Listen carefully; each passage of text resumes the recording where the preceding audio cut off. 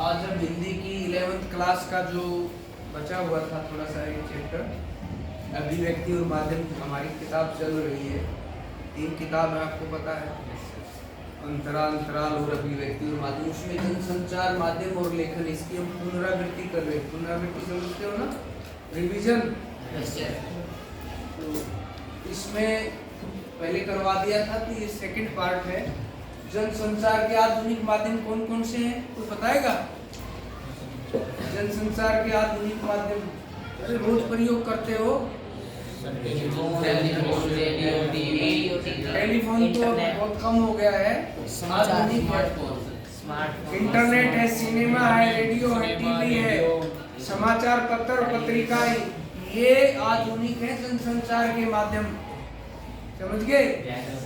इनका रोज प्रयोग कर रहे हैं हम। फोन में इंटरनेट का ही प्रयोग है। और इंटरनेट हम कंप्यूटर पे भी चलाते हैं, जिसमें सारी दुनिया आ गई है।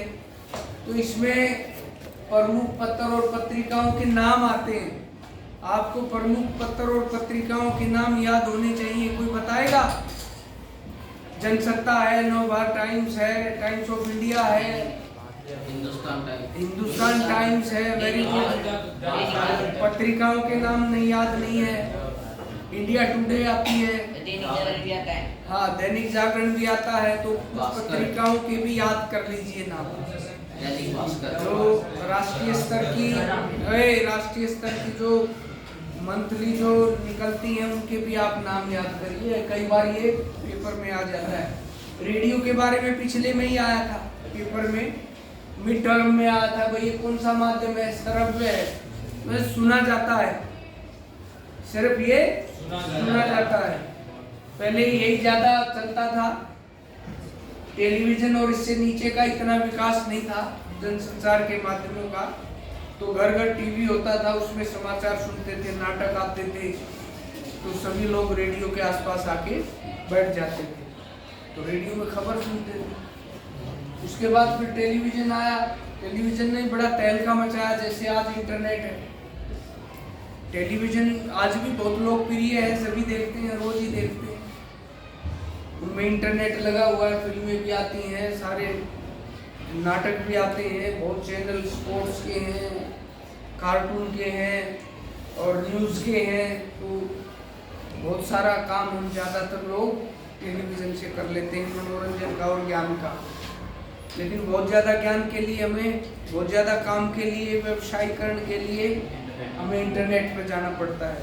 उसके बाद सिनेमा, इसका ये जो टेलीविज़न है 1927 में इसके चालू हुआ और 1936 में BBC लंदन जो बहुत अच्छा चैनल है वो भी शुरू हो गया। और भारत में 15 सितंबर 1959 में और 1965 में पूरे देश के लिए 15 अगस्त को इसकी सेवाएं रूटीन में चालू हो गई। उसके बाद सिनेमा फ्रांस में 1894 में इसका शुरुआत हुई और इसमें मनोरंजन, ज्ञान और संदेश। एक समय ये था कि लोग सिनेमा घर जाते थे और बड़ी टक्कर लगती थी, टिकटें नहीं मिलती थी लोगों को। अब इतना क्रेज नहीं रहा, क्योंकि अब सब कुछ अवेलेबल इंटरनेट पे है। उसके बाद जो इंटरनेट है उसने दुनिया को बहुत छोटा कर दिया है, बहुत छोटा कर दिया है। जो काम कई महीनों दिनों में हुए थे वो अब एक दिन में, मिनटों में होने लगे। पहले चिट्ठी जाती थी, कितना समय लगता। अब तो ऐसे व्हाट्सएप है, जैसे व्हाट्सएप ग्रुप है, मैसेज है, डाला और हो गया। फोन पे तुरंत बात कर लेते हैं। फोन से सब टच है पूरी दुनिया में। अगर सैटेलाइट का कनेक्शन हो तो और भी अच्छा रहता है। तो जनसंचार के माध्यम है, इसमें ये आपका पूरा लगभग हो गया। इसमें ये भी आता है कि इसके क्या प्रभाव है, जनसंचार माध्यम के क्या प्रभाव है। कोई बताएगा? मैंने इतना बताया है, कोई बता सकता है क्या? जनसंचार से आपके जीवन पर क्या प्रभाव पड़ा, दुनिया पर क्या प्रभाव पड़ा, बताओ ना। मैंने अभी बताया था, एक चिट्ठियाँ कई दिन में आती थी, आज तो क्लिक किया हो गया। पहले फोन होते थे, आदमी घर पे नहीं होता था, फोन आया तो बात ही नहीं करता। पहले कई 10-20 घरों का एक फोन होता था, फोन आता था तो कहते थे भी आपकी रिश्तेदारी से फोन आया। आज तो तुरंत आदमी लिंक्ड है हर समय। अगर सैटेलाइट का कनेक्शन अगर फोन में हो तो आप दुनिया के किसी कोने में जाएं, जहाज में जाएं, आप मोबाइल से बात कर सकते हैं। अभी जो एलन मस्क है वो ऐसा फ़ोन बना रहा है जिसमें सिम नहीं होगी और हर जगह उसका इंटरनेट होगा और वो बैटरी चार्ज नहीं करनी पड़ेगी उसकी, वो ऑटोमेटिकली ये जो हमारी सौर ऊर्जा है धूप से ही हो जाएगा, जेब में ही पड़ा पड़ा वो चार्ज हो जाएगा, उसको रोज ऐसे लगाने की जरूरत आपको नहीं पड़ेगी। तो नए नए बदलाव हो रहे हैं जनसंचार के माध्यम में, तो ये बदलाव है, इंटरनेट पे काम हो जाता है। अब पहले बिल भरने जाते थे हम, लाइन लगती थी वहाँ बिजली का बिल भरने में, अब यहीं से क्लिक करते हैं, हो गया। अब आदमी पैसे लेके कहाँ चलता है, दुकान पे गया और पैसे पेमेंट की और सामान ले आया। ये सब क्या है, जनसंचार के माध्यमों के फायदे। ये आपके जीवन पर और दुनिया में का ही तो प्रभाव है। कितनी एडवांटेज, कितना शार्प हो गया।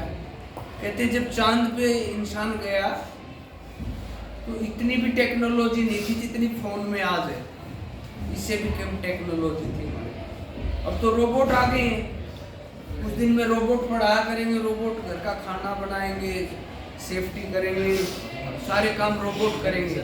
और वो दुनिया अब इतनी दूर नहीं है। आदमी ये कहेगा मेरे पास कोई बच्चा हो या ना हो, एक दो रोबोट जरूर हो, सेवा करता रहेगा, खाना बनाएगा, सब सारे काम करेगा। तो ये प्रभाव है किसके, नहीं, जनसंचार के आधुनिक माध्यमों का जीवन पर क्या प्रभाव पड़ा, आप पे क्या प्रभाव पड़ा है। पहले तो हम कॉलेज में जाते थे तो पता ही नहीं था घर वालों को हम कहाँ हैं कहाँ नहीं।